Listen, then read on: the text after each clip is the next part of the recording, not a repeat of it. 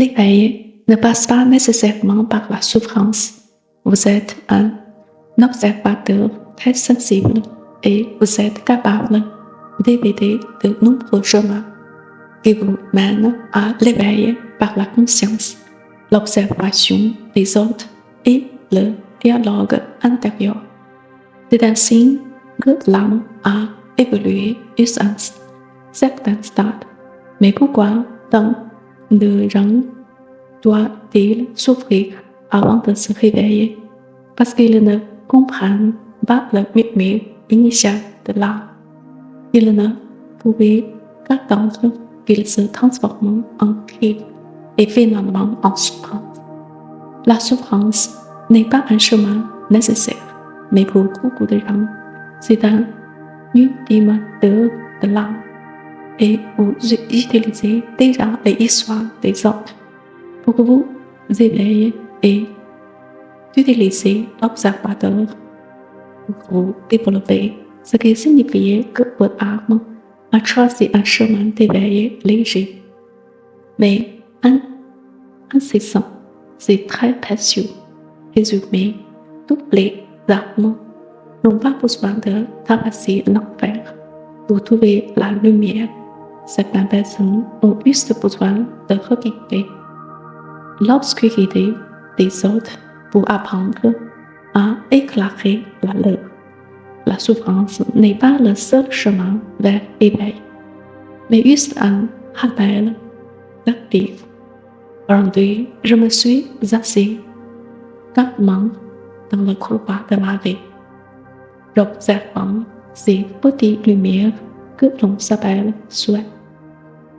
Je croyais autrefois qu'il était des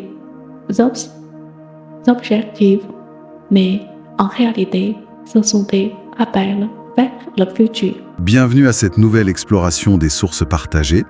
Aujourd'hui, on plonge dans des réflexions assez profondes sur l'éveil spirituel. Oui, et surtout sur ce lien qu'on fait souvent, peut-être un peu vite, entre éveil et souffrance. Exactement.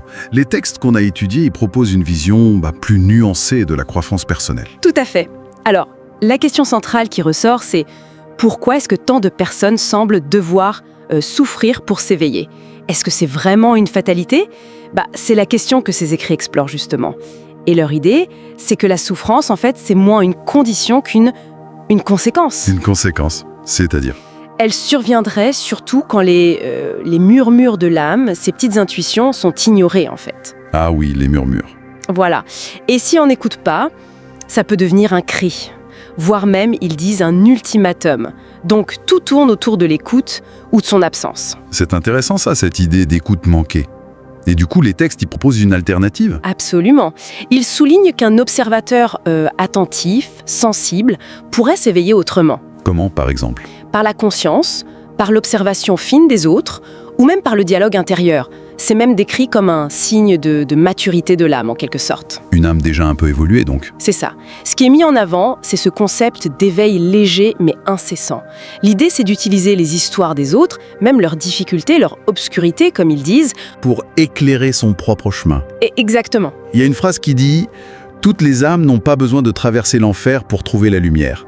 Certaines personnes ont juste besoin de regarder l'obscurité des autres pour apprendre à éclairer la leur. » C'est beau ça. Apprendre par résonance sans vivre le pire soi-même. Tout à fait. C'est d'une perspective assez différente. Ça change tout, oui. Et ça renforce cette idée que la souffrance n'est pas le passage obligé. D'ailleurs, les textes insistent là-dessus. Oui, avec cette formule assez forte, la souffrance n'est pas le seul chemin vers l'éveil, mais juste un rappel tardif. Un rappel tardif. Un rappel qu'on aurait pu capter bien plus tôt, sous une forme plus douce, c'est ça. Exactement. Et cette logique de l'écoute, elle s'applique aussi à la façon dont les textes abordent les souhaits. Ah oui, les souhaits. Comment ils sont vus alors? Eh bien, pas juste comme des objectifs à atteindre, plutôt comme des appels vers le futur. Ou parfois, c'est intéressant comme des symptômes d'un manque de confiance en l'instant présent. Un manque de confiance. Oui, en fait, un souhait existe parce que ce qu'il désigne n'est pas encore vécu comme une vérité intérieure, comme un état d'être « je suis ». C'est encore extérieur, projeté. D'accord. Et du coup, comment on passe du souhait à cet état de « je suis ». Les textes suggèrent qu'en alignant la foi, la croyance profonde et l'action juste, le souhait, il se dissout. Il se dissout. Oui, il n'y a plus de tension vers quelque chose d'extérieur. Il reste juste l'état d'être. Le « je suis » devient la réalité vécue. Le désir s'efface parce que la réalité intérieure s'est transformée. Je vois. Et dans cette même logique, les épreuves aussi sont redéfinies. Ce ne sont pas des punitions, Non. Alors quoi? plutôt des cloches. Des cloches que l'âme fait sonner pour nous réveiller, pour attirer notre attention sur le présent. Comme les murmures qui deviendraient plus forts, en somme. C'est un peu ça, des invitations à revenir à soi, à la présence. On comprend donc qu'il y a vraiment un choix, une posture à adopter. Les sources insistent sur cette possibilité de choisir une croissance plus légère. Oui, plus en douceur, sans forcément heurter les murs pour prouver sa clarté, comme le dit une des sources. Apprendre de la nuit des autres, comme on disait tout à l'heure. Voilà. Et l'approche pratique qui est suggérée, c'est finalement assez simple. Revenir au présent, concrètement. La respiration, la conscience des gestes qu'on fait au quotidien. L'idée, c'est de moins s'accrocher aux souhaits, aux projections, et aussi de moins résister aux épreuves quand elles arrivent. Les accueillir avec une autre conscience, en fait. C'est ça, avec une conscience renouvelée. Donc, pour synthétiser un peu, l'essentiel de ces réflexions, c'est que l'éveil sans passer par la grande souffrance, eh bien c'est possible. C'est même présenté comme une voie valable. Une voie qui passe par l'observation, la conscience. Oui, l'observation, la conscience affûtée, et cet apprentissage par l'expérience des autres. La souffrance est recadrée, ce n'est plus ce passage obligé, mais plutôt un signal d'alarme.